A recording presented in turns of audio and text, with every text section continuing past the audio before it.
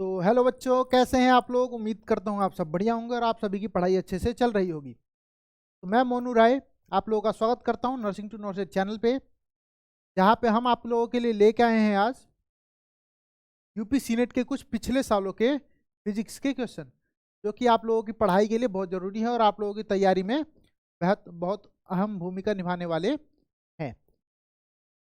यहाँ पे हमारा एक पहले भी वीडियो आ चुका है जिसमें आप लोग देखेंगे, उसमें भी कई हमने लगभग 46-47 सवाल करवाए थे PYQs यूपी सीनेट के लिए ही, जो कि आप लोगों की पढ़ाई में अहम भूमिका निभाएंगे और आप लोगों की तैयारी को और मजबूत बनाते रहेंगे। अगर किसी ने वो वीडियो नहीं देखा होगा तो वो भी एक बार जाके चेकआउट जरूर करिएगा, जिससे आप लोगों को पता लगे कि हाँ भाई कितने और कैसे कैसे प्रकार के सवाल पूछे जाते हैं यूपी सीनेट के अंदर। चलिए, तो ये वाला जो वीडियो है हमारा सेकेंड पार्ट है यूपी सीनेट के लिए, जिसमें हम फिजिक्स के कुछ पिछले सालों के सवाल करने वाले हैं। यहाँ पे हम चलिए देखते हैं, कुछ सवालों की तरफ बढ़ते हैं और आगे देखते हैं कैसे सवाल पूछे जाते हैं। तो जो हमारा पहला सवाल रहेगा, ये सवाल है the SI unit of force is, ठीक है, फोर्स बल, बल का एसआई मात्रक क्या है, फोर्स का एसआई यूनिट क्या है। अगर यहाँ पे ऑप्शन के बारे में हम देखें तो यहाँ पे ऑप्शन देखते हैं हम, ऑप्शन 4 ऑप्शन दिए हुए हैं, क्या क्या है भाई। पहला जूल है, दूसरा न्यूटन दे रखा है, तीसरा पास्कल दे रखा है तथा चौथा जो डी ऑप्शन है वो हमारा दे रखा है वॉट। अब बताइए भाई, फोर्स, फोर्स को हम किस में मापते हैं, फोर्स को हम न्यूटन में मापते हैं। किस में मापते हैं, न्यूटन में। तो हमारा इसका सही ऑप्शन क्या होगा भाई, बी, ऑप्शन बी न्यूटन। चलिए अगले सवाल की तरफ बढ़ते हैं और देखते हैं। बोला है work done when a force F moves a body through distance D at an angle of theta is. बोला है कि जब बल और वस्तु के विस्थापन के या जो डिस्टेंस है, दूरी है, उसके बीच का अगर कोण थीटा हो तो हमारा जो कुल कार्य होता है वो कितना होता है। चलिए, तो हमें पता होना चाहिए कि जब कोई वस्तु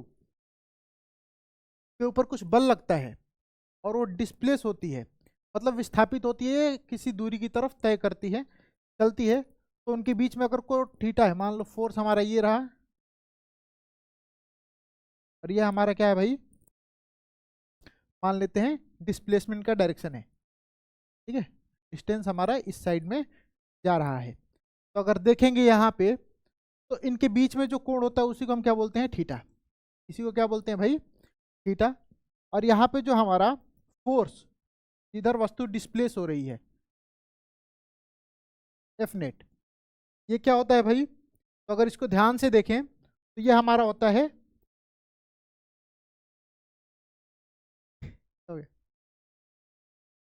अगर यहाँ पे एफ नेट की बात की जाए फोर्स, तो ये वाला जो फोर्स होता है थीटा एंगल के साथ अगर मुड़ा हुआ है तो यहाँ पे क्या हो जाता है भाई, कॉस थीटा।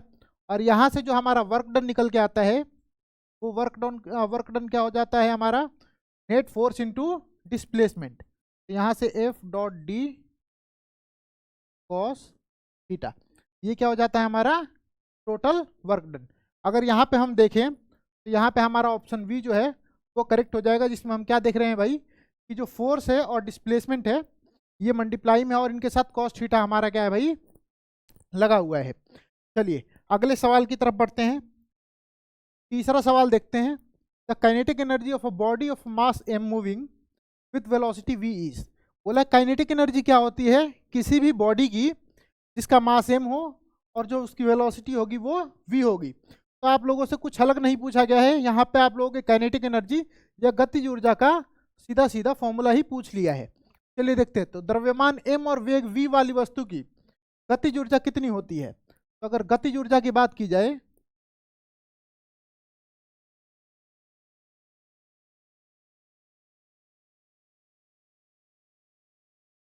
गतिज ऊर्जा की बात की जाए, यहाँ पे गतिज ऊर्जा क्या होती है भाई हमारी, हाफ एम वी स्क्वायर। यहाँ पे ये हमारा क्या होता है भाई, मास, तो हम द्रव्यमान भी बोलते हैं, और जो हमारा वी होता है वो क्या होता है भाई, वेग, इसको हम वेलोसिटी भी बोल देते हैं,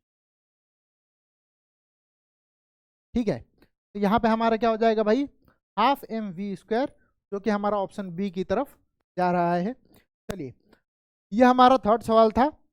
अगले सवाल की तरफ बढ़ते हैं। फोर्थ सवाल देखते हैं।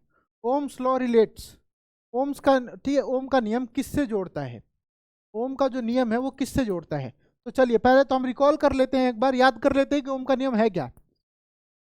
तो ओम के नियम में हमने जो पढ़ा है वो क्या पढ़ा है भाई, कि जो पोटेंशियल डिफरेंस होता है, विभव अंतर होता है, वो डायरेक्टली प्रोपोर्शनेट होता है किसके भाई, करंट के। किसके? करंट मतलब विद्युत धारा के। और यहाँ पे अगर हम देखें, विभवांतर जो होता है, अगर इक्वालिटी का साइन हटा के, सॉरी प्रोपोर्शनैलिटी का साइन हटा के इक्वालिटी का जैसे ही साइन आता है, तो हमारा एक कांस्टेंट आ जाता है आर, जिसको हम रेजिस्टेंस या प्रतिरोध बोलते हैं। ठीक है, तो ये, तो यहाँ पे हमारा कौन कौन सी चीजें आ गई भाई, अगर देखें तो विभवांतर आया, प्रतिरोध आया, तथा विद्युत धारा। अगर बात करें तो पोटेंशियल डिफरेंस, रजिस्टेंस और करंट। चलिए देखते हैं कौन सा ऑप्शन है भाई हमारा। अगर देखें तो ऑप्शन ए, वोल्टेज, प्रतिरोध तथा धारा, ये तीनों, ठीक है, करंट, प्रतिरोध और वोल्टेज, जिसको हम पोटेंशियल डिफरेंस या विभवांतर के नाम से भी जानते हैं, ऑप्शन ए। तो यही हमारा क्या हो जाएगा भाई, आंसर हो जाएगा। अगले सवाल की तरफ बढ़ते हैं। पांचवा सवाल देखते हैं भाई। A particle executes simple harmonic motion with amplitude A and angular frequency omega, maximum velocity is. ठीक है, अगर इस सवाल को देखा जाए तो ये सवाल पूछा जा रहा है कि अगर एक कण सरल आवर्त गति करता है, ठीक है, सिंपल हार्मोनिक मोशन में है, और फिर बोला गया जिसका आयाम, ठीक है, आयाम बोले तो एम्पलीट्यूड ए दे रखा है, हमें क्या दे रखा है, ए, और कोणीय आवृत्ति एंगुलर जो फ्रीक्वेंसी दे रखा है हमें, वो क्या दे रखा है भाई, ओमेगा। तो बोला अधिकतम वेग कितना होगा, वी मैक्सिमम पूछा है। क्या पूछा है, वी मैक्सिमम, अधिकतम वेग। अधिकतम वेग कितना होगा भाई, तो हमने, याद होगा ये सवाल हमने पिछले वाले जो लेक्चर है उसमें भी हमने रिकॉल एक बार किया था, इस प्रकार का सवाल पूछा गया था, और तरीका थोड़ा उसका अलग था।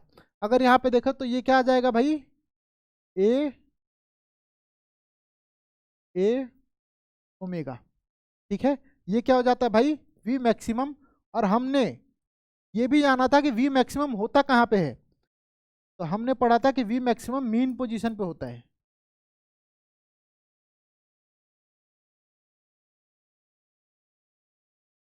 तो वी मैक्सिमम, अगर यहाँ पे देखो वी मैक्सिमम, वेलोसिटी मैक्सिमम कब होती है, ए ओमेगा। ठीक है, और किस पोजीशन पे होती है, तो मीन पोजीशन के ऊपर होती है। चलिए अगले सवाल की तरफ, अच्छा इसका आंसर भी तो लगा दिए, ए ओमेगा या ओमेगा ए।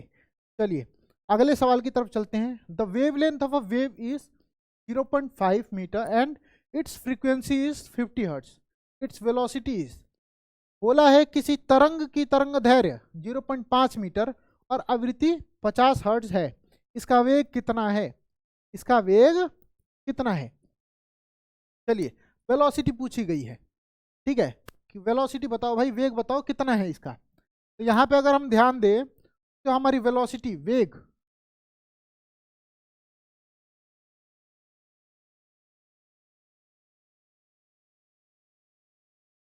अगर वेग की बात की जाए, ठीक है, अगर वेग की बात की जाए तो वेग क्या होता है भाई, अगर वेग की बात की जाए तो वेग क्या होता है भाई, तो वेग जो होता है हमारा क्या होता है, तरंग,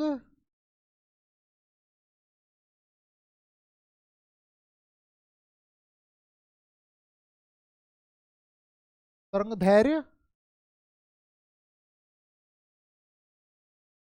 और गुना में आवृत्ति। तरंग दैर्घ्य गुना में आवृत्ति, जो वेलोसिटी होती है वो तरंग दैर्घ्य गुना में आवृत्ति के बराबर होती है। तरंग दैर्घ्य क्या है भाई, तरंग दैर्घ्य को हम किससे, आवृत्ति म्यू, ठीक है, वेलोसिटी वी।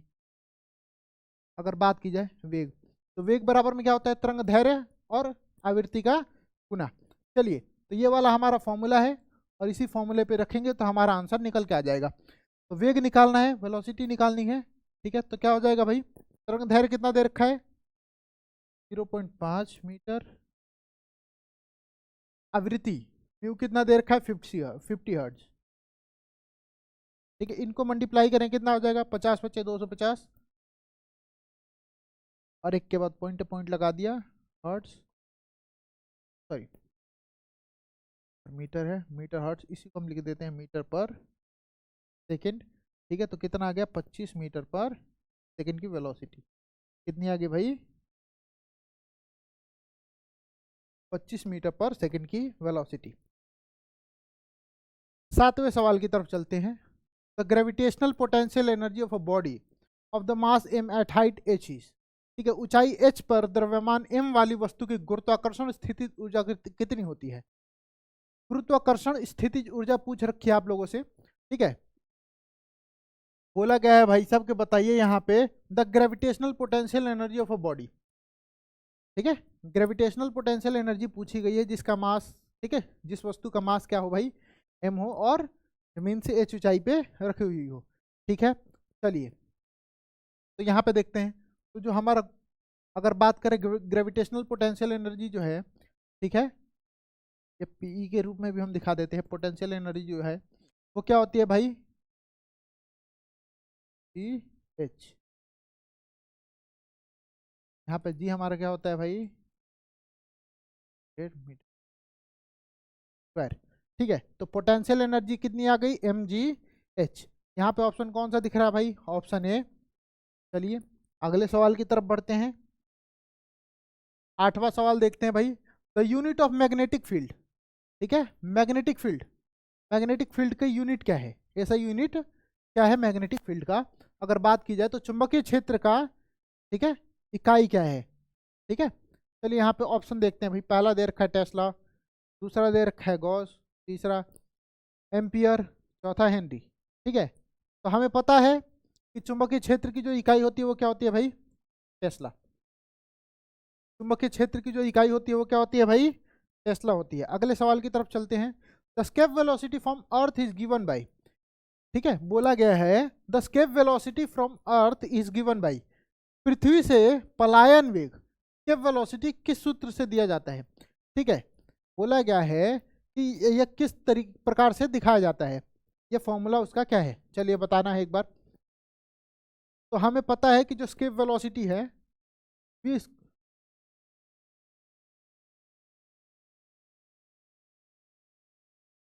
स्केप, ठीक है, जो वेलोसिटी स्केप वेलोसिटी है, ठीक है, वो कितनी है भाई। तो अगर हम पढ़ें तो यहाँ पे हमारा जो होता है क्या होता है, under the root 2 capital G M by are.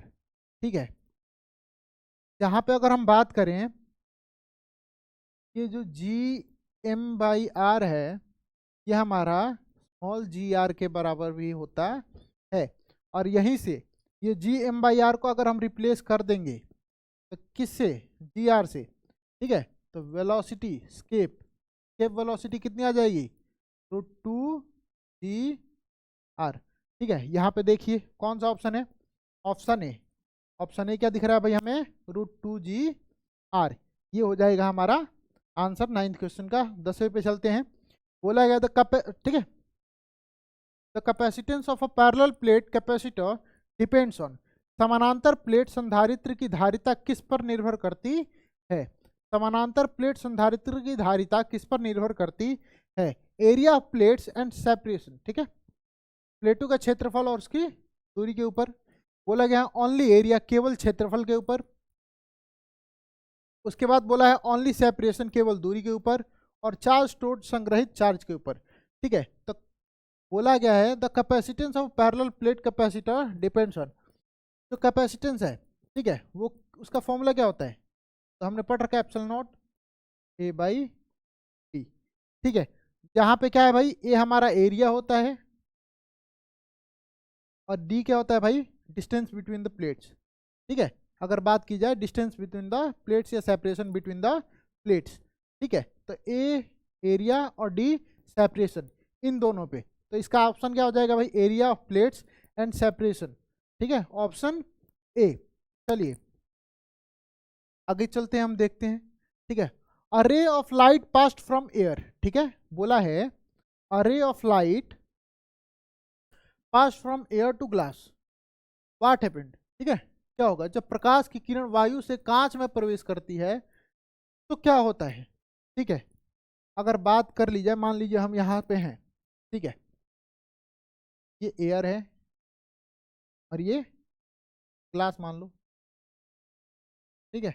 अगर बात की जा रही है कि जो एयर है, एयर में मान लो सनलाइट आ रही है, तो ये ग्लास है, ग्लास ट्रांसपेरेंट होता है, ठीक है, पारदर्शी होता है, उसके आर पर देख सकते हैं, तो लाइट पास करेगी उसके अंदर से, और जब लाइट पास करेगी तो यहाँ पे जैसे ही टकराई जिस पोजीशन पे, वहां पे क्या बनता है हमारा, नॉर्मल बनता है। क्या बनता है, नॉर्मल। और जो एयर है वो क्या होता है भाई, रेयर मीडियम है, मतलब कम घनत्व वाला होता है, ग्लास हमारा ज़्यादा घनत्व वाला डेंसर मीडियम होता है, ठीक है। अगर डेंसर मीडियम है तो डेंसर मीडियम में जब भी वस्तु जाती है तो उसको शॉर्टेस्ट पाथ अपनाना होता है, इसलिए वो क्या होती है, नॉर्मल की तरफ थोड़ी सी झुक जाती है, नॉर्मल की तरफ थोड़ी सी झुक जाती है। तो अगर यहाँ पे देखें तो बेंड अवे फ्रॉम नॉर्मल, ठीक है, बोला गया अभिलंब से दूर मुड़ती है, मतलब क्या इससे दूर जाती है अभिलंब से, अगर बात की जाए, ठीक है, अभिलंब से क्या दूर जाती है ये, नहीं, तो जो हमारी लाइट है वो क्या आती है, अभिलंब की तरफ आती है। चलिए देखते हैं, बेंड टूवर्ड्स नॉर्मल, अभिलंब की ओर मुड़ती है। नो बेंडिंग बोल रहा है कि कोई मुड़ाव नहीं होता, सीधी सी बात है, एक मीडियम से दूसरे मीडियम में जाएंगे तो मुड़ाव तो होगा, ये ऑप्शन गलत है। और रिफ्लेक्ट्स बैक, ठीक है, परावर्तित हो जाती है, ठीक है। अगर ये परावर्तन पृष्ठ होता तो परावर्तित हो जाती, पर ये क्या है भाई, यहाँ पे परावर्तन हो रहा है क्या, नहीं, ठीक है। तो यहाँ पे क्या होगा, लाइट तो पास करेगी, पर क्या होगा, नॉर्मल के पास से, मतलब ऑप्शन हमारा क्या हो जाएगा, बी, अभिलंब के तरफ मुड़ के जाएगी। अभिलंब की तरफ क्या होगी भाई, मुड़ेगी, और मुड़ के अभिलंब के साथ, मतलब शॉर्टेस्ट वे अपनाना चाहती है, इसलिए अभिलंब की तरफ मुड़ जाती है। अगले सवाल की तरफ चलते हैं। The unit of work is, बोला कार्य का इकाई क्या है, कार्य का इकाई क्या है, तो कार्य, वर्क, वर्क जो कार्य है उसको हम किस में मापते हैं, अगर आप लोगों को पता हो कि वर्क किस में मापा जाता है भाई, तो जूल में मापा जाता है, किसमें, जूल में। अच्छा, जूल, जूल को हम एक और चीज से जानते हैं, ठीक है, न्यूटन मीटर, न्यूटन मीटर। अच्छा, न्यूटन मीटर के रूप में भी क्यों बोल सकते हैं इसको, तो हमने अभी पढ़ा थोड़ी देर पहले कि जो वर्क डन होता है वो क्या होता है भाई, F dot D cos theta. यहाँ पे फोर्स का जो हमारा ऐसा यूनिट क्या होता है भाई, न्यूटन, और डी ठीक है, डिस्प्लेसमेंट और डिस्टेंस, हो इसको किसमें मापते हैं, मीटर में। तो यहाँ से हमारा निकल के आ जाता है न्यूटन मीटर, जो कि और वर्क का जूल होता है, तो इसको भी हम लिख सकते थे अगर ऑप्शन होता तो, वैसे जूल, ठीक है। The unit of work is, कार्य का इकाई क्या है, तो जूल। चलिए अगले वाले में चलते हैं, अगले क्वेश्चन के ऊपर चलते हैं। The pressure at a depth H in a liquid of density, ठीक है, रॉ इज, बोला गया है अ प्रेशर, ठीक है, घनत्वता रॉ वाले द्रव्यमान, ठीक है, ठीक है, घनत्वता रॉ वाले द्रव्य में गहराई एच पर दाब कितना होता है, ठीक है। बोला गया है भाई कि अगर बात की जाए यहाँ पे घनत्व रॉ वाले द्रव्य में गहराई एच पर दाब कितना होता है, तो जो हमारा प्रेशर होता है वो कितना होता है भाई, ठीक है। अगर बात की जाए डेप्थ एच हुआ किसी भी लिक्विड के अंदर, तो उस लिक्विड का जो घनत्व है रॉ, और उसके बाद बात करें तो जी और एच। जी क्या है भाई हमारा, ठीक है, ग्रेविटेशनल एक्सेलरेशन, ठीक है, और एच हाइट, जो कि कितने डेप्थ में बात की जा रही है उसकी, ठीक है। तो यहाँ से हमारा कौन सा ऑप्शन निकल के आ रहा है भाई, रॉ जी एच, अगर ध्यान दे तो ऑप्शन बी। चलिए अगले सवाल की तरफ चलते हैं। 14 सवाल देखते हैं। Which gas law relates volume and pressure at constant temperature, कौन सा गैस नियम स्थिर तापमान पर आयतन और दाब को जोड़ता है, ठीक है। बोला गया है कि इसमें अगर टेम्परेचर कांस्टेंट है, तापमान क्या है भाई, स्थिर है, ठीक है, वो बदलेगा नहीं, उस केस में इनमें से कौन सा जो नियम है वो वॉल्यूम और प्रेशर को रिलेट करता है, एक दूसरे से जोड़ता है।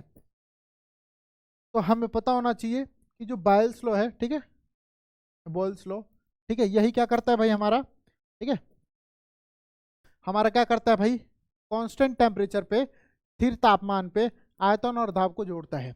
कैसे जोड़ता है, जो प्रेशर होता है कांस्टेंट टेम्परेचर पे इन्वर्सली प्रोपोर्शनेट होता है वॉल्यूम के, ठीक है, और जब कांस्टेंट टेम्परेचर होता है तो जो हमारा पीवी वो हमारा क्या हो जाता है भाई, कांस्टेंट हो जाता है। क्या हो जाता है, कांस्टेंट हो जाता है।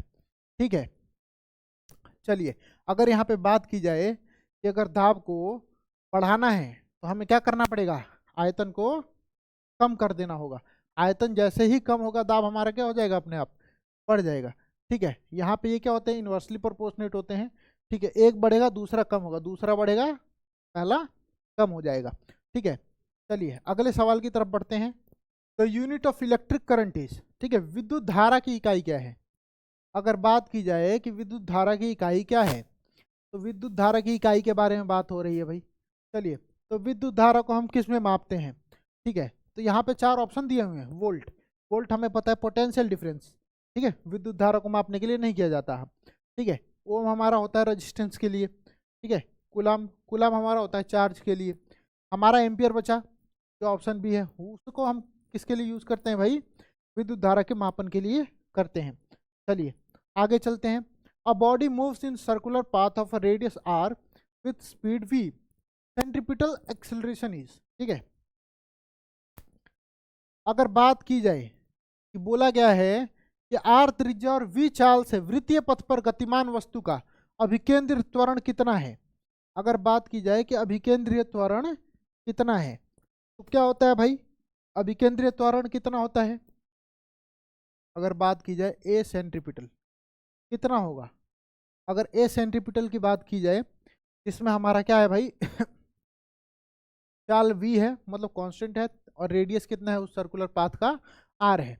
ठीक है, तो जो एक्सेलरेशन सेंट्रीपिटल, ठीक है, अगर बात करें अभिकेंद्रीय त्वरण, ठीक है, ये किसके बराबर होगा भाई, तो ये होता है v स्क्वायर बाई आर के बराबर। ये क्या है भाई हमारा अभिकेंद्रीय त्वरण। ठीक है, और यहाँ पे कौन सा है भाई, option A, v square by R. चलिए आगे हम बढ़ते हैं, 18वें सवाल की तरफ चलते हैं और देखते हैं क्या है। बोला गया है the focal length of concave mirror is 10 centimetre, its radius of curvature is. ठीक है, बोला है फोकल लेंथ हमें दे रखी है 10 सेंटीमीटर। कितना दे रखा है भाई, इफ हमें दे रखा है 10 सेंटीमीटर। बोला है रेडियस ऑफ कर्वेचर, इसी को सी से भी कई लोग डिनोट कर देते हैं, वैसे आर से डिनोट करेंगे हम। चलिए तो यहाँ पे देखते हैं क्या होगा। तो हमें पता है वो 2f के बराबर होता है। किसके बराबर होता है, 2f के। 2 इंटू एफ कितना है भाई, 10 सेंटीमीटर जो दे रखा है हमें, तो टोटल कितना हो जाएगा 20 सेंटीमीटर। तो रेडियस ऑफ कर्वेचर कितना हो जाएगा 20 सेंटीमीटर, ऑप्शन सी। चलिए आगे चलते हैं। प्रकाश का पवर्तन किस नियम द्वारा समझाया गया जाता है। ठीक है, विच लॉ, ठीक है, प्लेन्स द ठीक है, refraction of a light at interference. ठीक है, अगर बात की जाए यहाँ पे तो कौन से नियम के द्वारा हम क्या करते हैं भाई, प्रकाश के पवर्तन को समझते हैं। चलिए बताइए कोई, कौन से नियम के थ्रू हम समझते हैं भाई।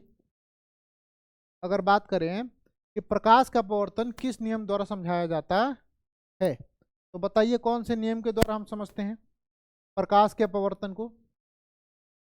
यहाँ पे देखिए ऑप्शन क्या दे रखा है भाई, स्नेल का नियम, न्यूटन का नियम, और क्या दे रखा है, ओम का नियम और हुक का नियम। चलिए यहाँ पे देखें तो न्यूटन का नियम, ओम का नियम और हुक का नियम, ये जो है हमारे क्या है भाई, सही होंगे गलत होंगे, इनमें से कोई ऑप्शन होगा कि नहीं होगा, बताइए आप लोग। ठीक है, यहाँ पे जो हमारा ऑप्शन होगा वो क्या होगा, स्नेल्स लॉ। ठीक है, अगर बात करें तो क्या होगा भाई, स्नेल्स लॉ। चलिए अगले सवाल की तरफ बढ़ते हैं। बोला है the frequency of a wave is 60 hertz. जो फ्रीक्वेंसी है वेव की वो कितनी है भाई, 60 हर्ट्स है। द पीरियड, टाइम पीरियड पूछ रखा है। टाइम पीरियड क्या होता है, फ्रीक्वेंसी हमें दे रखा है, दे रखा है 60 हर्ट्स। पूछा हमसे क्या है भाई, टाइम पीरियड। क्या पूछा है, टाइम पीरियड। तो हमें पता है टी इसकस टू 1 एम यू इसकस टू 1/t। यहाँ पे हम कर देते हैं 1/60, 1 को 60 से डिवाइड कर दो, कितना आ रहा है। चलिए करके देखे क्या, अगर बात करें इसे कर लेते हैं, पॉइंट लगाया 0, अभी भी छोटा है 0 लगा देंगे 0, कितना 1 टाइम्स में 60, 40 बचेगा, पॉइंट लगाया तो 0 आ जाएगा, 6 36 360 40, फिर हमारा क्या हो जाएगा भाई 0.16666667, ठीक है।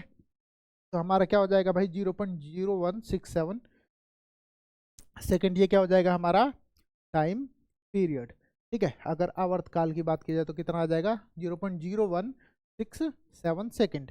अगले सवाल की तरफ बढ़ते हैं। बोला है the total energy of an oscillating simple pendulum. एक टोटल एनर्जी की बात की गई है ऑसिलेटिंग सिंपल पेंडुलम की, ठीक है। एक दोलनशील सरल लोलक की कुल ऊर्जा कितनी होती है? अगर दोलनशील सरल लोलक की कुल ऊर्जा की बात की जाए तो कितनी होती है भाई? तो हमें दे रखा है ऑप्शन में काइनेटिक एनर्जी गतिज ऊर्जा, फिर दे रखा है पोटेंशियल एनर्जी, ठीक है, स्थितिज ऊर्जा।